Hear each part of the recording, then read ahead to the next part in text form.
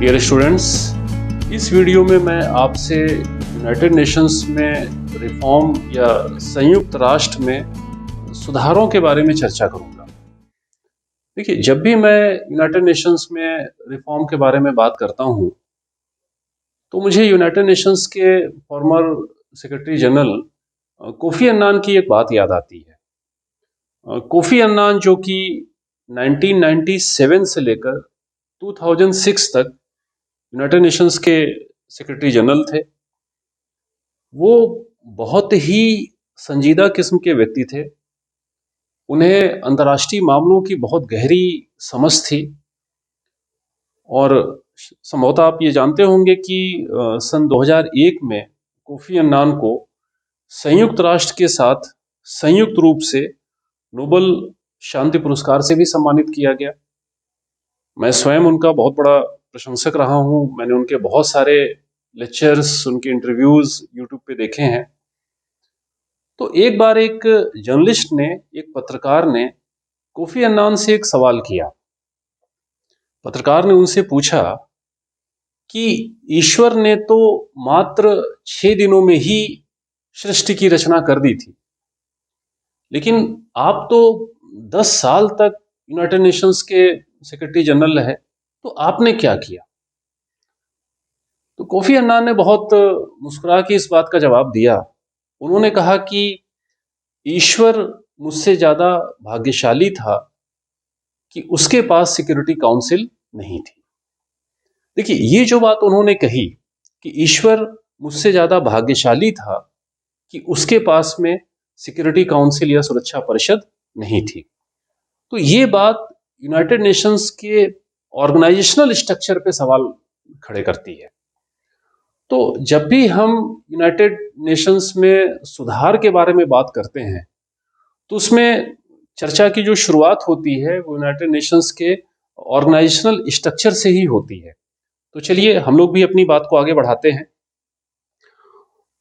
और मैंने यहाँ पे लिखा है कि हम लोग जो चर्चा करेंगे संयुक्त राष्ट्र में सुधार के बारे में, तो वो जो चर्चा होगी वो 4 बिंदुओं के आधार पर होगी, है ना। अब वो जो 4 बिंदु हैं, सबसे पहले उन्हें देख लें, फिर हम एक एक करके उनको विस्तार देंगे। सबसे पहले मैंने लिखा है ऑर्गेनाइजेशनल स्ट्रक्चर, यानी संगठनात्मक ढांचा। यूनाइटेड नेशंस का ऑर्गेनाइजेशनल स्ट्रक्चर क्या है। दूसरे नंबर पे मैंने लिखा है संकीर्ण हितों के लिए दुरुपयोग, कि किस तरीके से नैरो इंटरेस्ट के चलते यूनाइटेड नेशंस का दुरुपयोग किया गया। फिर मैंने तीसरे नंबर पे लिखा है संगठन न कि सरकार। इस बात को आगे मैं विस्तार से आपको समझाऊंगा। और चौथे नंबर पे मैंने लिखा है फिलहाल वर्तमान में सुधार की क्या संभावना है। तो एक एक करके हम इन चारों बिंदुओं पर बात करेंगे।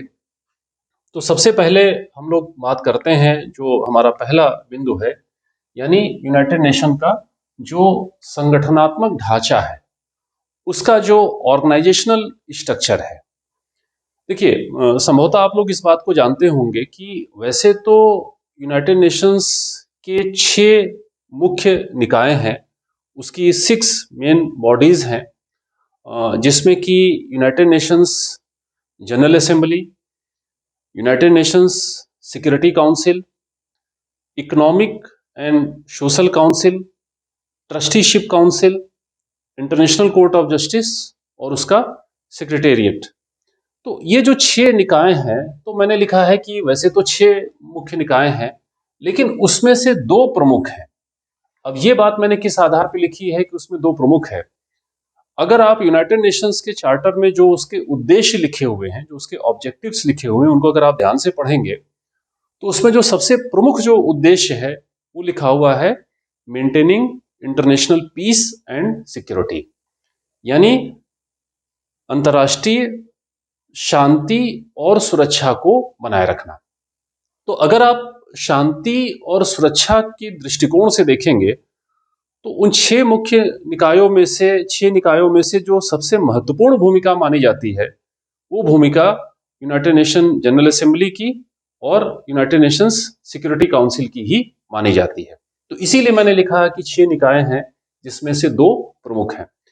तो वो बात मैंने लिखी है कि जो दो निकाय हैं वो संयुक्त राष्ट्र महासभा है और संयुक्त राष्ट्र सुरक्षा परिषद है। तो कुछ बातें हम लोग महासभा के बारे में बात करेंगे और उसके बाद हम लोग सुरक्षा परिषद के बारे में बात करेंगे। देखिए, यूनाइटेड नेशंस की जो जनरल असेंबली है, यानी जो संयुक्त राष्ट्र की जो महासभा जिसे आप कहते हैं, वो बेसिकली क्या है? तो आप जानते होंगे कि जो भी देश संयुक्त राष्ट्र के सदस्य हैं वो सभी संयुक्त राष्ट्र महासभा की बैठकों में हिस्सेदारी करते हैं। वो सभी संयुक्त राष्ट्र की जनरल असेंबली में शामिल होते हैं। आमतौर पे ये आप कह सकते हैं कि जो यूनाइटेड नेशंस की जो जनरल असेंबली है वो डिस्कशन का फोरम है, वो विचार विमर्श का मंच है, वो चर्चा का मंच है। वहां पे आपने देखा होगा कि अलग अलग देशों के जो प्रतिनिधि जाते हैं वहां जाके अपनी बात रखते हैं, वहां जाके भाषण देते हैं।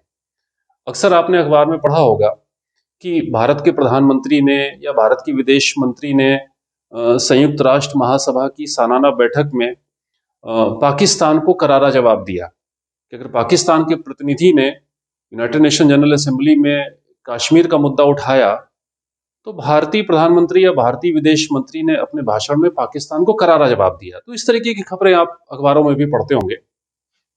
तो बेसिकली आप कह सकते हैं कि जो जनरल असेंबली है वो विचार विमर्श का मंच है, वो डिस्कशन का फोरम है, लेकिन वहां से प्रस्ताव और संकल्प वगैरह भी पारित किए जाते हैं। जैसे आप जनरल असेंबली के रेजोल्यूशंस कहते हैं, वो भी वहां से पारित किए जाते हैं विभिन्न मुद्दों पर।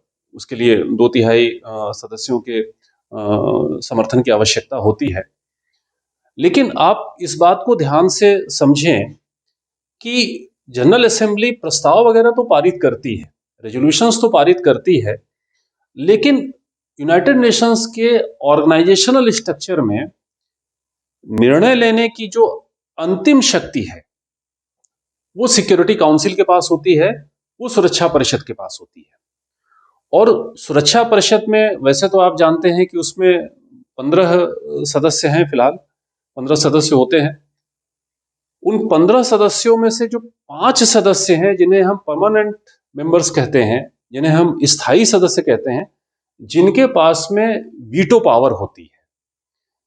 यानी आप इस बात को इस तरीके से समझें कि अगर यूनाइटेड नेशंस की जनरल असेंबली ने कोई प्रस्ताव पारित किया तो वो प्रस्ताव अंतिम रूप से तभी इंप्लीमेंट हो सकता है, तभी वो लागू हो सकता है जब उस पर सुरक्षा परिषद के सभी 5 सदस्य सहमत हो।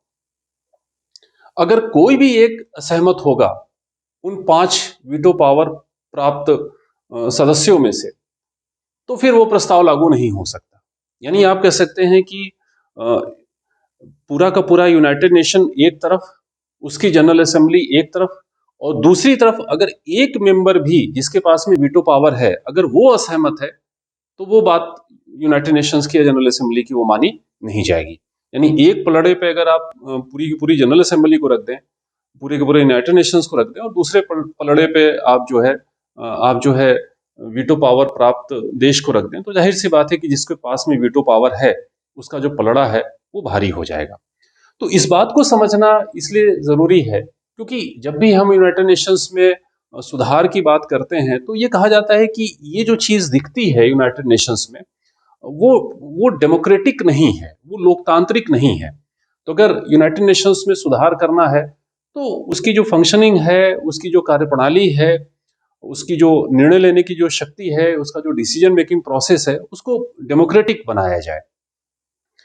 अब यहां से आगे चलते हुए जो दूसरा बिंदु है उस पर हम लोग चर्चा करते हैं कि यूनाइटेड नेशंस के साथ में एक जो मेन प्रॉब्लम रही है अब तक के अनुभवों से, जब आप देखते हैं यूनाइटेड नेशंस के जो है कार्यविधियों को, तो आप देखते हैं कि यूनाइटेड नेशंस का जो है संकीर्ण हितों के लिए दुरुपयोग किया गया। तो आप समझ सकते हैं कि कौन से देश हैं जो अपने नैरो नेशनल इंटरेस्ट के चलते उन्होंने यूनाइटेड नेशंस का मिसयूज किया। तो ये वही देश है जिन्हें की वीटो पावर प्राप्त है। आप अगर पूरे के पूरे कोल्ड वॉर पॉलिटिक्स को देखेंगे तो आप देखेंगे कि कोल्ड वॉर पॉलिटिक्स में, शीत युद्ध की राजनीति में अमेरिका ने भी और सोवियत संघ ने भी अपने दृष्टिकोण से, अपने राष्ट्रीय हित के नजरिए से ही उन्होंने जो है वीटो पावर का इस्तेमाल किया। जिसके चलते क्या हुआ कि दुनिया में जहां जहां भी संघर्ष हुए, जहां जहां भी विवाद हुए, वो विवाद जो है सुलझने के बजाय उलझते चले गए। अब इस बात का उदाहरण आप कोरिया युद्ध में भी देख सकते हैं, वियतनाम युद्ध का भी आप उदाहरण दे सकते हैं, आप ईरान इराक के बीच के संघर्ष का उदाहरण दे सकते हैं, आप अरब इजराइल संघर्ष का उदाहरण दे सकते हैं, या इवन आप भारत पाकिस्तान के बीच जो कश्मीर का जो मुद्दा विवादित हो गया, तो उसका भी आप उदाहरण दे सकते हैं।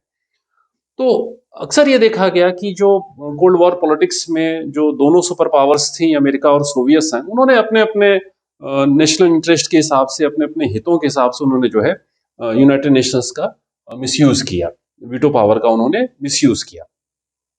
और ये जो टेंडेंसी है वो आज की तारीख में भी जारी है। यानी जब आप पोस्ट कोल्ड वॉर इरा में देखते हैं, जब आप शीत युद्धोत्तर काल में देखते हैं, तो ये टेंडेंसी आज भी आपको दिखाई पड़ती है। अक्सर आपने अखबारों में इस चीज को पढ़ा होगा कि चाइना ने जो है आतंकवाद के मुद्दे पर जो है पाकिस्तान का पक्ष लेते हुए वहां पे अपने वीटो पावर का इस्तेमाल किया। अगर यूनाइटेड नेशंस में ऐसा कोई प्रपोजल आता है कि फला टेररिस्ट ऑर्गेनाइजेशन पे या फला टेररिस्ट के ऊपर जो है प्रतिबंध लगाया जाए, तो चाइना क्या करता है कि पाकिस्तान के फेवर में वहां पे वीटो पावर का इस्तेमाल करता है। तो कुल मिला के अगर इस तरीके का अगर नजरिया होगा वीटो पावर प्राप्त देशों का, तो जाहिर सी बात है कि इससे आतंकवाद की समस्या जो है अंतर्राष्ट्रीय स्तर पर सुलझ नहीं सकती, और उससे जो है संयुक्त राष्ट्र का जो मुख्य उद्देश्य है, यानी जो शांति और सुरक्षा का जो उद्देश्य है, वो उद्देश्य कभी जो है सही तरीके से पूरा नहीं हो सकता। तो यही जो कारण रहा है कि अभी तक का अगर आप ट्रैक रिकॉर्ड देखेंगे, यानी यूनाइटेड नेशंस का पूरा जो ट्रैक रिकॉर्ड है उसके बनने से लेकर आज तक अगर आप देखें, तो लगभग आप कह सकते हैं कि 75 ईयर से ज्यादा हो गए, 75 वर्ष से ज्यादा हो गए। तो आप ये कह सकते हैं कि सेकेंड वर्ल्ड वॉर से लेकर आज तक आप ये कहेंगे कि दुनिया में जो है 150 से अधिक छोटे बड़े संघर्ष हुए, और जिसमें 2.5 करोड़ से ज्यादा लोग मारे गए। और बड़े पैमाने पर आप कह सकते हैं कि जो है मानवाधिकारों का उल्लंघन हुआ, शरणार्थी समस्या उत्पन्न हुई, मानवीय संकट उत्पन्न हुए दुनिया के बहुत सारे क्षेत्रों में। आज भी आप देखते हैं इस तरीके की जो समस्याएं हैं, कहीं आप देखेंगे कि दो देशों के बीच में युद्ध चल रहा है, जैसे कि रशिया और यूक्रेन के बीच में, या बहुत सारे देशों में आप देखेंगे कि सिविल वॉर चल रहा है, जिसमें कि बाहर की शक्तियों का भी दखल होता है। जैसे आप सीरिया की बात कर सकते हैं, आप यमन की बात कर सकते हैं, आप लीबिया की बात कर सकते हैं, आप जो है नाइजीरिया की बात कर सकते हैं। तो दुनिया में बहुत सारे ऐसे उदाहरण मिल जाएंगे कि जहाँ पे इस तरीके से गृह युद्ध या सिविल वॉर जैसी वहाँ पे कंडीशंस हैं। और जैसा कि मैंने कहा कि जिसके चलते जो है मानवाधिकारों का हनन होता है, शरणार्थी समस्या उत्पन्न होती है, और बड़े पैमाने पे जो है मानवीय संकट भी खड़ा हो जाता है। तो कहने को तो आप ये कह सकते हैं कि देखिए, जब से यूनाइटेड नेशंस बना, उसकी ये उपलब्धि तो रही कि चलो, उसके बनने के बाद से दुनिया में तीसरा विश्व युद्ध नहीं हुआ।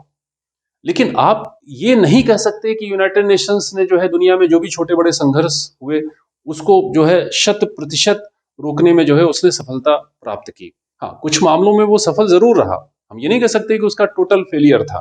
लेकिन ज्यादातर मामलों में, जैसे आज भी आप देख लें कि दुनिया में जहां जहां संघर्ष चल रहा है, तो उसको रोकने में यूनाइटेड नेशंस जो है प्रभावी सिद्ध नहीं हो पाता है।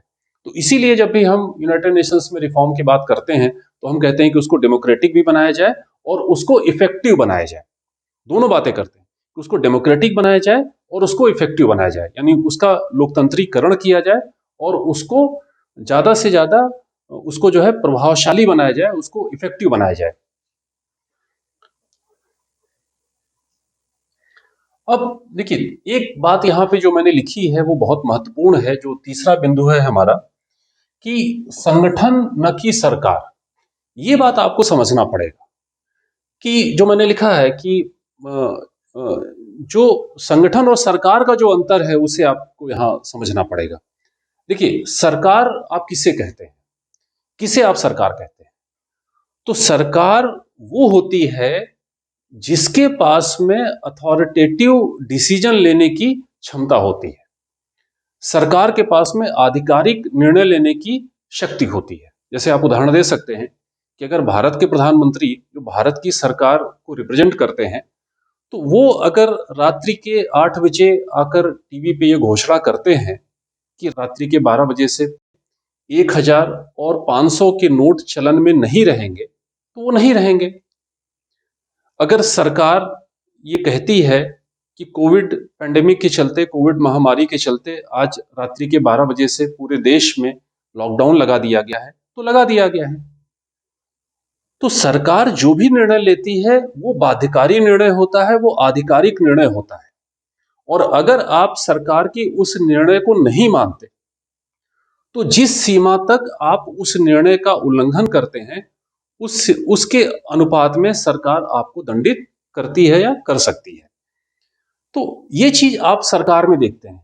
लेकिन यूनाइटेड नेशंस के बारे में आप कह सकते हैं कि यूनाइटेड नेशंस सरकार नहीं है, वो एक संगठन है, वो एक ऑर्गेनाइजेशन है। आप इस बात को ऐसे कह सकते हैं कि यूनाइटेड नेशंस वर्ल्ड गवर्नमेंट नहीं है, वो वर्ल्ड ऑर्गेनाइजेशन है। और जो ऑर्गेनाइजेशन होता है उसके पास में सरकार की भांति, मैंने लिखा भी है कि संगठन के पास सरकार की भांति निर्णय लेने की शक्ति नहीं होती है। जो संगठन होता है उसके पास में सरकार की भांति निर्णय लेने की शक्ति नहीं होती है। और पर्टिकुलरली अगर आप यूनाइटेड नेशंस की बात करेंगे, अगर आप संयुक्त राष्ट्र की बात करेंगे, तो आप कह सकते हैं कि संयुक्त राष्ट्र में जो अंतिम रूप से जो निर्णय लेने की जो शक्ति है, वो जो है विशेष रूप से सुरक्षा परिषद के पास है। और सुरक्षा परिषद में भी किनके पास है? जिनके पास में आप कह सकते हैं कि वीटो पावर है। तो देखिए, इस बात को कहने के पीछे जो यहाँ पे आशय है वो क्या है कि अब यूनाइटेड नेशन की जब भी आप सफलता और असफलता का मूल्यांकन करेंगे कि वो कहाँ तक सफल रहा, कहाँ तक असफल रहा, तो आप हमेशा इस चीज को ध्यान रखेंगे कि वो विश्व सरकार नहीं है, वो विश्व संगठन है। और संगठन की जो उपलब्धियां होती हैं, संगठन की जो सफलता होती है, वो उसके मेंबर स्टेट्स पे निर्भर करती है। और खास तौर पे उन मेंबर स्टेट्स पे निर्भर करती है जिनके पास में विशेष शक्ति है, जिनके पास में विशेषाधिकार है। यूनाइटेड नेशंस के संदर्भ में कहें तो जिनके पास में वीटो पावर है।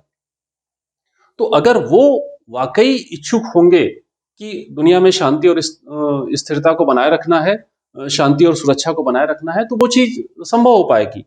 अन्यथा अगर वो संकीर्ण हितों के हिसाब से चीजों को देखेंगे तो वो चीजें कॉम्प्लिकेटेड हो जाएंगी। ठीक है, तो इस आधार पे आप जो बात मैंने शुरू में आपसे कहा था कि जो बात कोफी अन्नान ने कही कि ईश्वर मुझसे ज्यादा भाग्यशाली था क्योंकि उसके पास में सिक्योरिटी काउंसिल नहीं थी। तो बेसिकली जब भी हम ये कहते हैं कि यूनाइटेड नेशंस इस मामले में जो है असफल हो गया, तो असफल क्यों हो गया? क्योंकि वहां पे जिनके पास में अंतिम रूप से निर्णय लेने की शक्ति है, जिनके पास में वीटो पावर है, उन्होंने अपने नैरो इंटरेस्ट के हिसाब से उसका मिसयूज किया।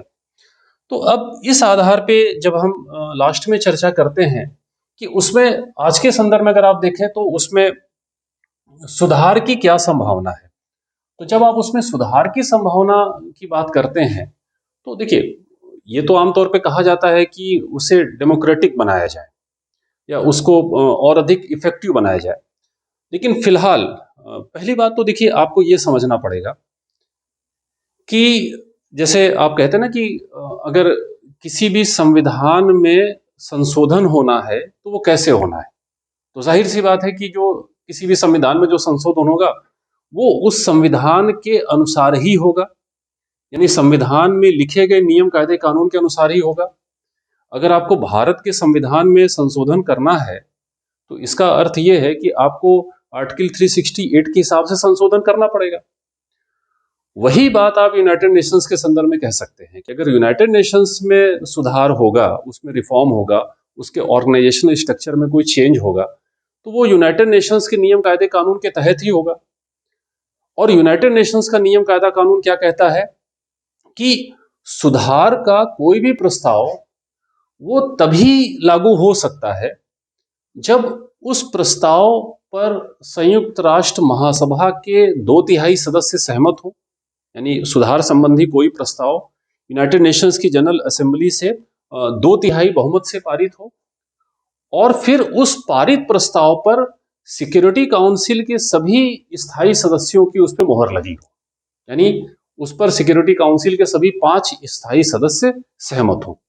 तो जाहिर सी बात है, आप कह सकते हैं कि सिक्योरिटी काउंसिल के जो 5 स्थायी सदस्य हैं, उनकी सहमति के बगैर यूनाइटेड नेशंस में कोई भी रिफॉर्म संभव नहीं है। आज की तारीख में जो स्टेटस है, मैं वो आपको बताना चाहता हूं संक्षेप में।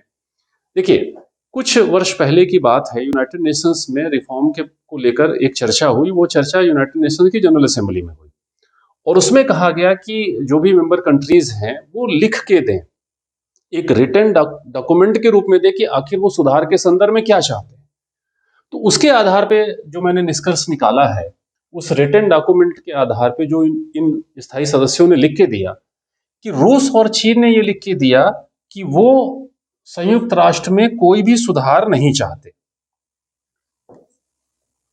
उन्होंने लिख के दिया, रूस और चीन ने, कि वो कोई सुधार नहीं चाहते। अमेरिका का जो दृष्टिकोण उस रिटन डॉक्यूमेंट में दिखा, उसके आधार पे आप कह सकते हैं कि अमेरिका सुधारों को लेकर अनिच्छुक है। ब्रिटेन, फ्रांस के बारे में आप ये कह सकते हैं कि वो भी जो है कोई भी रेडिकल चेंज नहीं चाहते, वो कोई गुणात्मक सुधार नहीं चाहते। ब्रिटेन ने कहा कि सिक्योरिटी काउंसिल के जो स्थायी सदस्य हैं उनकी संख्या बढ़ा दी जाए। फ्रांस ने कहा कि सिक्योरिटी काउंसिल के जो स्थायी सदस्य हैं, न सिर्फ उनकी संख्या बढ़ा दी जाए बल्कि उनको वीटो पावर भी दे दिया जाए। लेकिन इससे यूनाइटेड नेशंस का डेमोक्रेटाइजेशन नहीं होगा, इससे यूनाइटेड नेशंस का लोकतंत्रीकरण नहीं होगा, जो सुधार के लिए एक आवश्यक बात कही जाती है कि भाई उसका लोकतंत्रीकरण किया जाना चाहिए। तो इस आधार पे आप कह सकते हैं कि जो दृष्टिकोण निकल के सामने आया रिटन डॉक्यूमेंट में, तो उस आधार पे आप कह सकते हैं कि फिलहाल जो स्टेटस है उसमें यूनाइटेड नेशंस में सुधार की जो संभावना है वो बहुत कम है।